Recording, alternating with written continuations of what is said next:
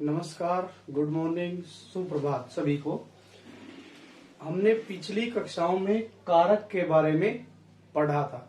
कारक की परिभाषा और कारक के सारे भेद, 8 के 8 भेद हम लोगों ने पढ़े थे उदाहरण के साथ। मैंने आप लोगों को कहा था कि एक क्लास और करेंगे जिसमें हम थोड़ा सी प्रैक्टिस करेंगे कि वाक्य में जो वाक्य दिया गया है उसमें से हम कारक का प्रकार छांटने की कोशिश करेंगे।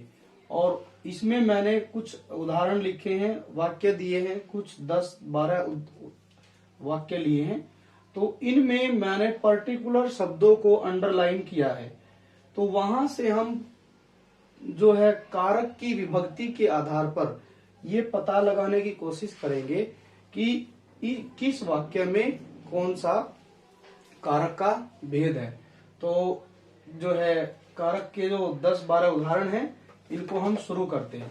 जो पहला जो वाक्य है कारक का बताना है, पहले वाक्य में यहाँ पर लिखा गया है आंधी के कारण पेड़ से फल। पेड़ पर फल होते हैं, फल भी गिर सकते हैं आंधी से और पत्ते भी गिरते हैं। तो अंडरलाइन किसको किया है? पेड़ से फल या फिर पत्ते, ठीक है, इसको अंडरलाइन किया है। और यहां बताना है कि कौन सा कारक की विभक्ति है, ठीक, कौन सी कारक की विभक्ति है और कारक का कौन सा भेद इतने सारे शब्दों में बन गया।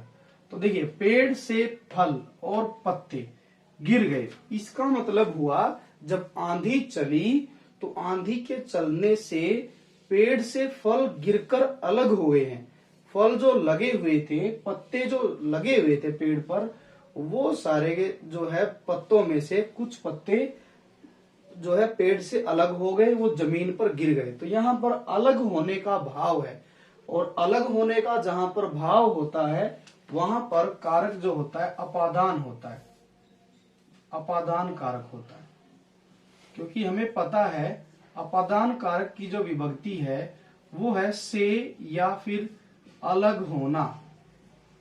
अलग होना, ये दो यदि अलग होने का जो भाव है वो ही अपादान कारक की विभक्ति है। तो यहाँ पर पेड़ से फल अलग हो गए हैं, नीचे गिर गए हैं, इसलिए इस वाक्य में अपादान कारक होगा। पहला जो वाक्य है अपादान कारक का उदाहरण है ये, अपादान कारक। कौन सा उदाहरण है? अपादान कारक। तो पहला वाक्य हमारा पूरा हो गया है। दूसरा वाक्य जो दिया गया है, दूसरे वाक्य में क्या लिखा गया है कि एक टब में, किसमें? एक टब में घटिया किस्म का केरोसिन तेल रखा है। केरोसिन क्या होता है? केरोसिन जो है मिट्टी के तेल को बोलते हैं। किसको बोलते हैं? मिट्टी के तेल को। अब यहाँ पर हमने इसको अंडरलाइन कर दिया, टब में घटिया तेल, ठीक है। और ये में विभक्ति को मैंने सेलेक्ट कर लिया है, ठीक है, विभक्ति है में। यही पूछा गया है कि यहाँ टब में यहाँ कौन सा कारक का भेद होगा।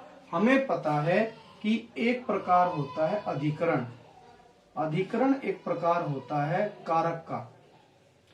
अधिकरण की विभक्ति होती है में या फिर पर। में यूज किया जाता है, अधिकरण में यूज किया जाता है किसी चीज के अंदर रखने के लिए, और पर यूज किया जाता है किसी चीज के ऊपर रखने के लिए। अब यहाँ पर टब में रखा गया है, टब में क्या रखा गया है? केरोसिन तेल रखा गया है, घटिया किस्म का केरोसिन तेल रखा गया है। केरोसिन होता है मिट्टी का तेल। अब हमें यही बताना है सिर्फ एक टब में यहाँ कौन सी विभक्ति है और कारक का कौन सा भेद है। विभक्ति हो गई में और कारक का भेद हो गया अधिकरण, क्योंकि अधिकरण कारक की विभक्ति होती है में और पर। तो ये हमारा दूसरा वाक्य हो गया। यदि इस को अंडरलाइन न करके यहां दिया जाता, यहां किस्म का केरोसिन तेल। अब देखिए केरोसिन तेल का संबंध कैसी किस्म से है? घटिया किस्म से है। घटिया किस्म और केरोसिन तेल में संबंध दिखाया गया है, इसलिए यहाँ पर संबंध कारक की विभक्ति है ये। संबंध कारक की जो विभक्ति होती है वो होती है का, के, की। संबंध कारक की जो विभक्ति होती है, यदि वाक्य में का है, के है या फिर की है, ठीक है, तो वहां पर संबंध कारक होगा। यहाँ पर केरोसिन तेल का इसकी किस्म के साथ संबंध है कि तेल कैसा है, घटिया किस्म का है। तो दो उदाहरण हो गए हैं।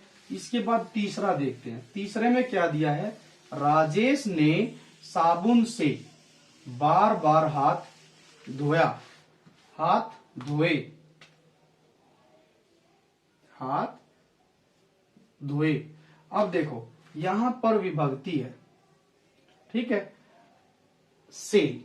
अब से जो विभक्ति होती है वो किसकी होती है, हमें पता है कर्ता की विभक्ति होती है ने, कर्ता की विभक्ति होती है ने, कर्म की विभक्ति होती है को, और कर्ण की विभक्ति होती है से या फिर के द्वारा।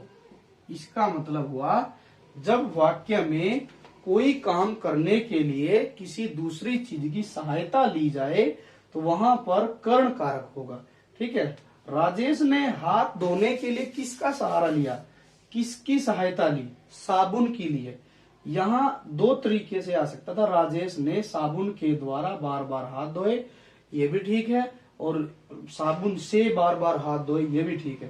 तो यहाँ पर जो है से जो है क्या बता रहा है कि साबुन की मदद से धोए गए हैं। तो जब यहाँ पर किसी चीज की सहायता ली जाती है तो कर्ण कारक होगा।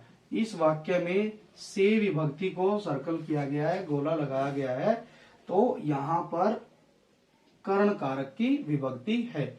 और अभी देखते हैं हम ने राजेश ने, यदि ने आ गया है तो यदि इसके बारे में पूछा जाता तो यहाँ हो जाता कर्ता कारक। राजेश ने बार बार हाथ धोया। यदि मैं इसको हटा देता हूं साबुन से, इसको हटा दिया मैंने, राजेश ने बार बार हाथ धोए। अब काम करने वाला कौन है, राजेश है।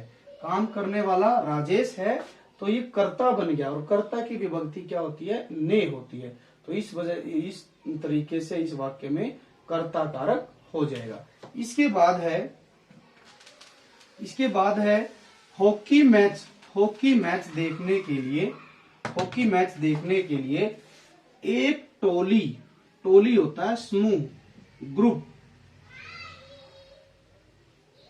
चंडीगढ़ से अंबाला गई। अब यहां पर अंडरलाइन किया है चंडीगढ़ से अंबाला, ठीक है। गई मतलब चंडीगढ़ से वो टोली निकल गई है। और जहां पर अलग होने का भाव होता है, अलग होने का भाव होता है वहां होता है अपादान कारक। ये हमने पहले उदाहरण में भी किया था, ये लिखा हुआ है अपादान से अलग होना, ठीक है। टोली चंडीगढ़ से अलग होकर कहां पहुंच गई है, अंबाला पहुंच गई है। जब ऐसा अलग होने का भाव यदि वाक्य में होता है तो वहां पर अपादान कारक होगा। ये हो गया। अब यहां से अगला है फ्रिज में पानी की बोतल रखी है। फ्रिज में पानी की बोतल रखी है। अभी मैंने आप लोगों को बताया था कि में और पर जो विभक्ति होती है वो होती है अधिकरण कारक की। में और पर किसकी विभक्ति होती है, अधिकरण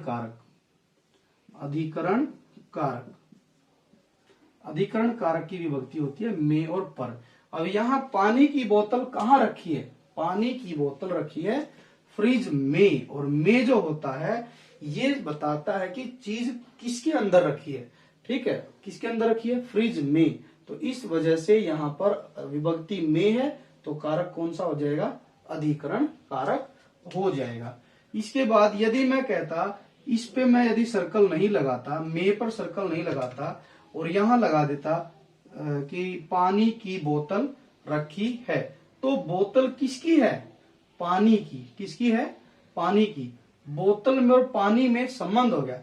बोतल किसकी है, पानी की है, ठीक है। बोतल किसकी है, दूध की भी हो सकती है, ठीक है। तो यहां पर हो जाएगा संबंध कारक। लेकिन मैंने आप लोगों से पूछा है में को सर्कल करके, तो यहां पर हो जाए का अधिकरण कारक। इसके बाद है राम ने असुरों को मारा। राम ने असुरों को मारा। अब यहाँ पर दो जगह गोला लगा दिया गया है मेरे द्वारा। अब यहाँ हमने बताना है कि इन दोनों में कौन सी विभक्ति है। राम ने विभक्ति होती है कर्ता कारक की, तो पहली जगह पर तो है कर्ता कारक। और असुरों को मारा, तो असुरों को विभक्ति होती है किसकी, यहाँ पर मारा है, ठीक है, तो यहाँ हो जाएगी कर्म, ठीक है, कर्ता की विभक्ति ने, कर्म को, ठीक है ना, कर्म को। कर्ता के काम करने का फल किस पर पड़ा, असुर पर पड़ गया। असुर का मतलब होता है राक्षस। राक्षस मर गया। क्रिया किसने की, राम ने की, और कर्म क्या हो गया, असुर, और क्रिया क्या हो गई, मारना। अब राम के द्वारा जो क्रिया की गई उसका जो फल है किसको मिला, असुर को मिला। क्या फल मिला, वो मारा गया, ठीक है। तो दोनों में यहां हम बता देंगे ने विभक्ति कर्ता की और को होगी कर्म की। इसके बाद है सातवां जो उदाहरण है हमारा, वो है किसान हल से खेत को जोतता है। अब देखो, खेत जोतने के लिए किसकी सहायता ली गई, खेत जोतने के लिए सहायता ली गई वो है हल की, ठीक है, हल की सहायता ली गई। और हमने बताया था कि क्या नाम लेते हैं, जब हम किसी काम को करने के लिए किसी की मदद लेते हैं तो वहां होता है कर्म कारक। कौन सा कारक होता है वहां पर, कर्म कारक। यहाँ पर भी खेत को जोतने के लिए हल की मदद ली गई है और कर्म कारक की, सॉरी, कर्ण कारक में होता है, विभक्ति होती है से या के द्वारा, ठीक है, से या के द्वारा। तो किसान ने खेत जोतने के लिए हल की मदद ली है, तो यहाँ पर से आ गया है और इस वजह से यहाँ पर कर्ण कारक होगा।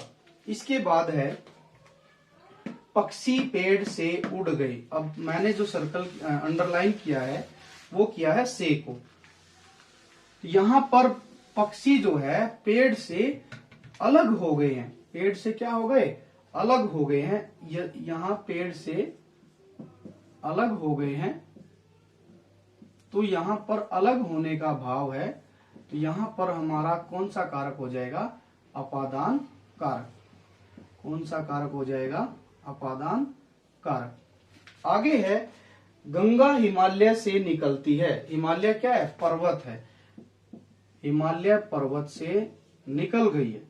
हिमालय पर्वत से निकलती है, इसका मतलब हो गया कि गंगा जो है हिमालय पर्वत से अलग हो गई है, जुदा हो गई है, अलग होने का भाव है। तो इसलिए ये दोनों उदाहरण अपादान कारक के हैं।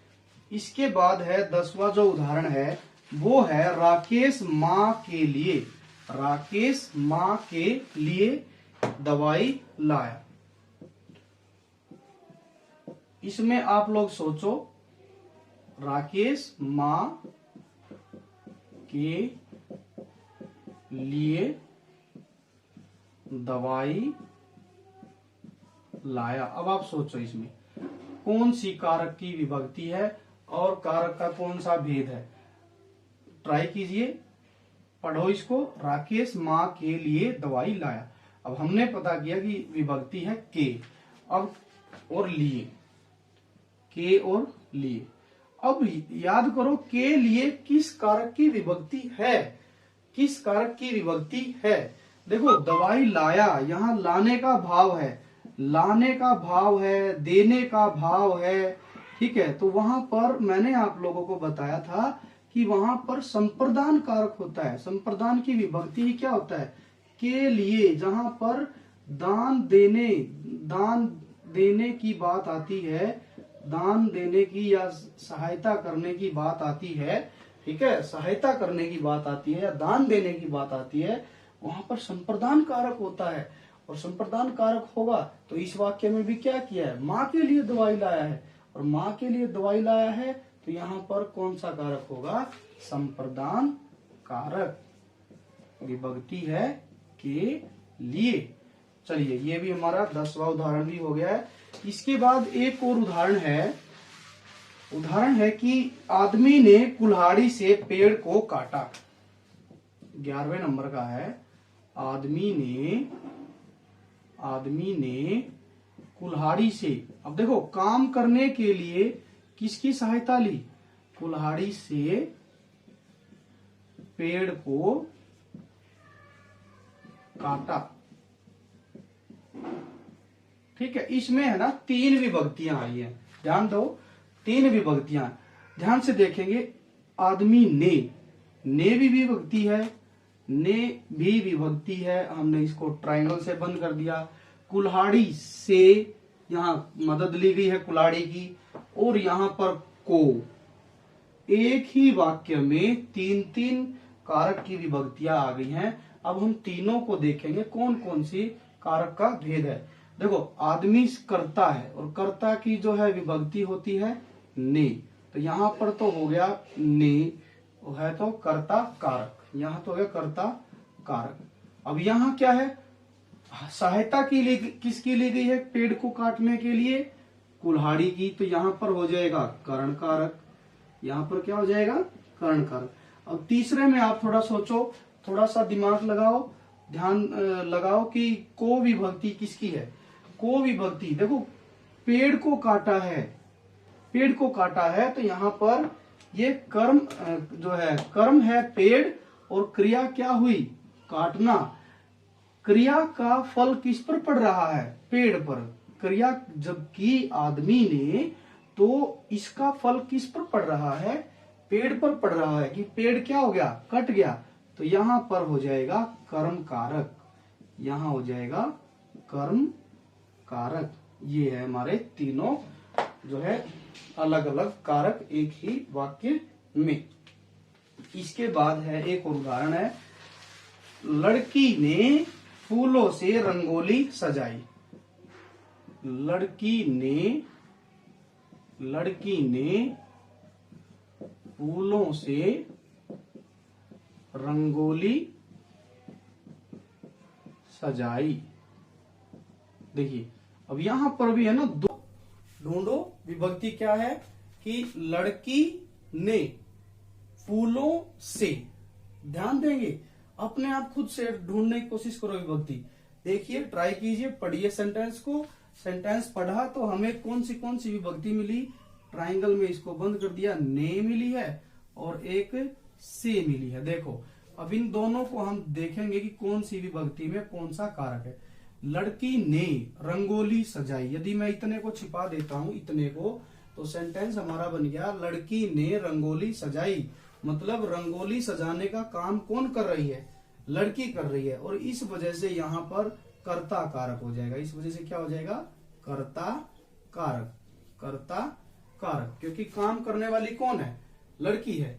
अब जैसे ही मैंने इसको किया बंद, अब इसको बंद कर दिया मैंने, इसको बंद कर दिया मैंने, ये मिटा दिया हमने। फूलों से रंगोली सजाई। रंगोली को सजाने के लिए किसकी सहायता ली गई है? फूलों की। ठीक है, और जब किसी की सहायता ली जाए वहां होता है कर्ण कारक, क्योंकि कर्ण कारक की विभक्ति क्या है? कर्ण कारक क्या कहता है कि काम करने के लिए जिसकी सहायता ली जाए वहां पर कर्ण कारक होता है। कर्ण कारक ने अपनी पहचान बताई है कि क्रिया करने के लिए जिसकी सहायता ली जाए, तो यहाँ सहायता किसकी ली गई है? फूलों की। ठीक है, फूलों से सजाया है, तो यहाँ पर कौन सा कारक हो जाएगा? कर्ण कारक। एक और लिख देते हैं, लास्ट उदाहरण है, हे राम। ये क्या हो गया? हे राम, हे राम, यह क्या हो गया? यह क्या हो गया? लिख दिया हमने, यह क्या हो गया। अब देखो, इस वाक्य में यहां पूछा है कि यहां कौन सा कारक है। हमें पता है कि संबोधन कारक की पहचान होती है। संबोधन कारक की क्या पहचान होती है? संबोधन कारक की क्या पहचान होती है? हे, अरे, अजी, ये सब जो है शब्द जो है संबोधन कारक की पहचान होती है। तो यहाँ पर हे आया है और साथ में वाक्य में विस्मय बोधक भी लगा होगा। ठीक है, यहाँ दोनों चीजें लगी है, विस्मय बोधक भी है और हे भी है, तो इसलिए यह वाक्य जो है संबोधन कारक का उदाहरण है। तो ये हमारे 10-12 उदाहरण थे हमने, क्योंकि पिछली क्लास में हमने समझा था कारक और कारक के भेद, तो मैंने सोचा कि इसके कुछ और उदाहरण इससे अलग भी कराए जाएं, ताकि जो है प्रैक्टिस हो जाए और हमारा जो टॉपिक था वो अच्छे से समझ आ जाए और एक एक चीज जो है डाउट हमारा क्लियर हो जाए। तो आज का टॉपिक इतना ही था। ऐसे ही और वीडियोस के लिए, हिंदी की क्लास के लिए, अगले टॉपिक्स के लिए हमारे YouTube चैनल को एजुकेशन को फर्स्ट करें, और यदि ये टॉपिक पसंद आता है तो लाइक भी करें और सब्सक्राइब भी करें, और अपना कमेंट भी बताएं कि अगली वीडियो जो है किस टॉपिक पर बनना, क्लास जो है किस टॉपिक पर होनी चाहिए। तो मिलेंगे नई क्लास में, तब तक के लिए बाय बाय और धन्यवाद।